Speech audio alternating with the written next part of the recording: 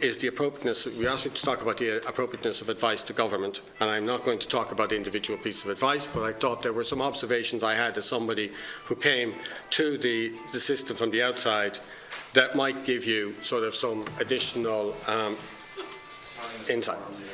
The music a little lewd, I'll get rid of that and we'll come back to you, okay?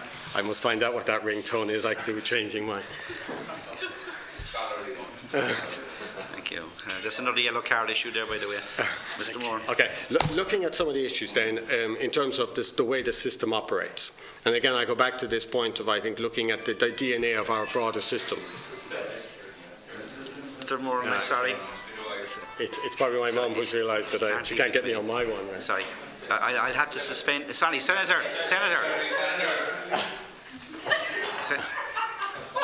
I get a glass of water. I'm just going to suspend for a moment there until we get the audios under control.